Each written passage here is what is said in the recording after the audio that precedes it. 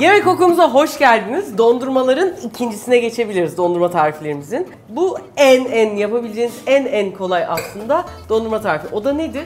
Çok sevdiğiniz meyveleri aslında daha uzun ve daha serinken bazı meyvelerin tadı ve kokusu daha çok ortaya çıkıyor. Bu sadece meyvenin o tadını almak istiyorum, şeker çok fazla yemek istemiyorum derseniz o meyvenin tadını böyle inanılmaz ön plana çıkaracak tarif. İki şey yapacağız. Bir tanesi vişne, öbürü de kavun. Bu mantıkla siz kendiniz başka diğer güzellikleri de yapabilirsiniz. Artık başlıyorum. Şimdi ilk olarak vişne. Ben vişne çok severim. Çekirdekli vişnelerim var. Burada meyve suyu sıkacağımız var. Eğer meyve suyu sıkacağınız yok ise azıcık kaynatabilirsiniz. Birazcık suyla kendi suyunu bırakacak. Sonra da böyle süzgeçten geçirebilirsiniz. Ama şimdi burada hiç ekstradan ısıtmaya gerek olmadan lezzetini azaltacaktır. Meyve suyu sıkacağımdan böyle sıkıyorum. Bir taraftan böyle tatlı tatlı posalar çıkıyor. Bunları da eğer bahçe varsa veya herhangi toprağa gömebilirsiniz. Çok güzel bir gübre aslında. Gayet zengin. Atmayın ne olur.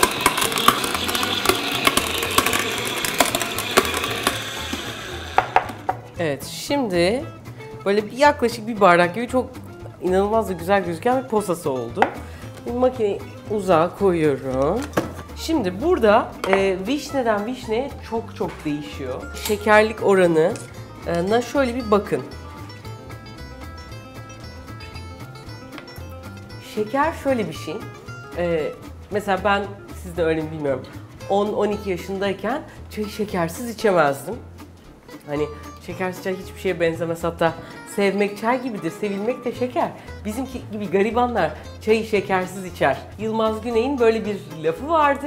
Alışınca artık böyle şekerci, aman Allah'ım bu ne gibi gelebiliyor insana. Tamamen kafada bitiyor. Dolayısıyla aslında şu an hiç şekersiz bu vişnenin özüyle bile çok güzel. Ama yok, biz birazcık buna hani birazcık tatlılık derseniz ben arada bir yerde durma taraftayım. 3 çorba kaşığı şeker koyacağım. Çünkü göreceli olarak tatlı da bir vişne. Eğer siz böyle tam satın alınan dondurmalar gibi istiyorsanız en az bir 7-8 kaşık koymanız lazım. Onu arada tadarak aklınızda olsun, bakabilirsiniz. Sizin tattığınızla donduktan sonra birazcık şeker tadı azalacaktır, onu unutmayın. Çünkü ısındığında sıcakta şeker daha çok ortaya çıkıyor. 3 kaşık koydum ve bunu şimdi çırpmaya başlıyorum. Şimdi dondurma yapma mantığı, geçen hafta yaptığımız yoğurtta da aynı. Buzdolabında dondururken içerisine hava almak gerekiyor. Dolayısıyla şimdi ben bunu güzelce bir 2 dakika çırpacağım. Artık bu böyle hava kabarcıkları da içinde buzdolabının derin dondurucuya koyacağım. Şimdi üzerine streç filmle kapatmıyorum. Neden streç filmle kapatmıyorum? Çünkü her yarım saatte bir açınca bayağı eziyete dönüşüyor. Dolayısıyla eğer böyle en ideali aslında böyle otellerde falan olan saç boneleri vardır ya, o saç bonelerinden böyle üstüne koyabilirsiniz. Böyle plastik hani şey verilir, yanında şampuanlı olan, ya da böyle bir tabağınız varsa tabağınızın üstüne koyun. Bu şekilde açıp kapatmak kolay olsun. Bunu derin dondurucuya kaldırıyorum. Burada da bizim sabahtan yapmaya başladığımız, hala tam donmadı ne yazık ki ama fikir olarak anlayabilecek durumdayız. Ortası daha yumuşak, bakın. Kenarlar bayağı sertleşti. Bunu tabii bir gece durunca çok daha güzel olacak. Şöyle minik toplar. Gayet güzel. Yani bir tane şey yaptığınızda 10 tane vişnenin böyle yemişsiniz de ağzınıza kalan tadı hissediyor gibi oluyorsunuz. Müthiş oluyor. Alayım hocam.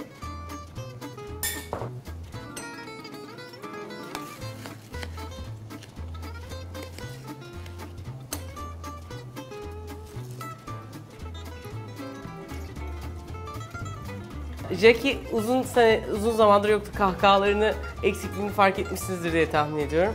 Uçak geliyor. Hop, bak bakalım. Sen şimdi nasıl hissettiğini objektif olarak söyle. Sıcak kumlardan soğuk sulara güzel bir geçiş, çok güzel olmuş bu. Yani Bir de hafif. hafif hiç öyle şeker dediğim gibi Hafifi bayağı güzel. ve böyle bir yani kıtırtısı olması Sorbet önemli. kıtırtısı var evet. Bunun tadına Bahar'cığım sana da baktırayım. Ve vişne de meyve olarak çok tatlı bir meyve olmadığı için bunu böyle çok başka bir yere de taşıyabiliyor. Birincisi bu. Gelelim ikincisine. İkincisi kavunlu. Şimdi kavunların kabuklarını soydum. Bunlar da hatta bir tane iced tea, buzlu çay videomuz var. Buzlu çay yaparken de bu kavunları kullanabilirsiniz. Aklınız olsun. Çekirdekler zaten sabahtan ona gitmişti. Şimdi kavunları böyle, ne kadar da güzel soymuşum bunu. Direkt bir şeye atıyorum. Bu mutfak robotu da olabilir. Mutfak robotu da yoksa hani ezebilirsiniz çatalla. Biraz uzun sürüyor. Ben şimdi blender en çok şey yapan bu. Blenderın içine böyle atıyorum. Şimdi vişneden farklı, vişnenin ekşiliği yani tatlılık haricinde ekşilik gibi başka bir boyutu var. Ama mesela kavun öyle bir meyve değil, şeftali öyle bir meyve değil. Bu tip meyvelerde dolayısıyla aslında şu kalan suyu da döküyorum. Ekstra bir boyut olmadığı için bu sorbayı yaparken birazcık daha da fazla şeker istiyor ne yazık ki. Şimdi önce bunu bız diye bir geçireceğim.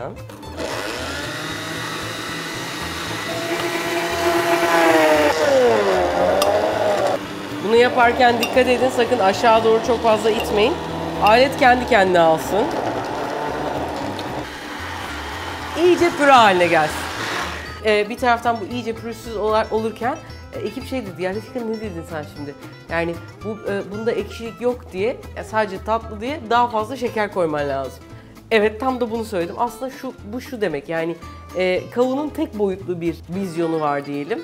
Çok lezzetli ve çok tatlı ama o boyutlu bir vizyonu var. Dolayısıyla bunu bir sorbe başka bir forma soktuğumuz zaman eğer o biraz zayıf kalırsa tadı kısa kalıyor. Ama mesela vişnede daha az şekerli, vişnenin ekşiliği de olduğu için böyle bir ekşilik tatlılık, böyle farklı bir oyun. Yani demin Jackie'nin yüzünde hissettiğimiz. Ama kavunda öyle bir şey yaşamamız o kadar mümkün değil. Dolayısıyla şekerini birazcık daha fazla koymak gerekiyor. O yüzden deminki 1 kilo vişneydi, 3 kaşıktı. Hatta çok böyle yoğun kaşıklar değil. Bu 1 kiloya 5 kaşık koymamız gerekiyor. Peki bir soru daha. Evet. Şeker yerine başka tatlı bir şey koyabilir miyiz? Yani bal gibi, pekmez gibi. Koyabiliriz. Ama özellikle mesela yoğurtta öyle yaptık. İşte bal koyduk, pekmez koymadık. Pekmez de çünkü genelde pekmez de ekşi ya. Eğer ekşi boyutu yoksa falan yaptırıyor. Bal biraz daha az ama bunda tek meyve mesela. Orada başka bir şey yoktu. Bunda tek meyve.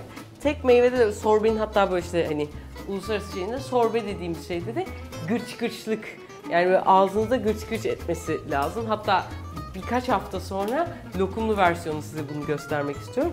O gırç gırçlığı şeker olmadan o kadar kolay elde edemiyorsun. Ama bunu balla da yapabilir miyiz? Bal gibi yaparız. O yüzden hani bunu hatta bal tarifinde ekleyebiliriz. Şimdi şöyle bir şekeri karıştırıyoruz.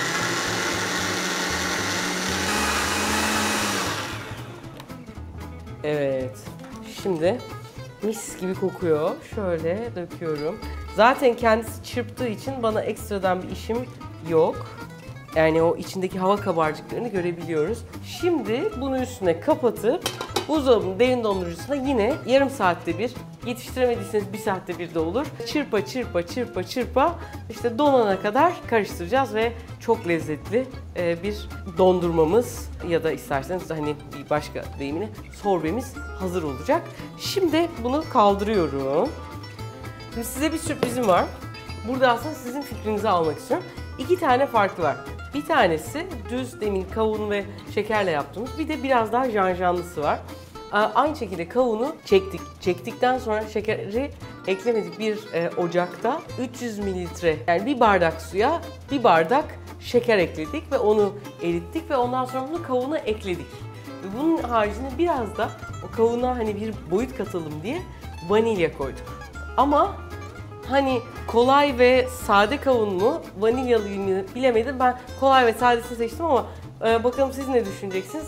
2 versiyonda size tattırmak istiyoruz. 2 tarifi de aşağıda yayınlayacağız. İsterseniz öbürünü merak edenler olursa öbürünü de yapabilir. Genel olarak tariflerimiz budur efendim. Umarım düz meyve suyundan dondurma yapımında ne kadar kolay olduğunu görmüşsünüzdür. Eğer beğendiyseniz ne olur beğen demeyi unutmayın.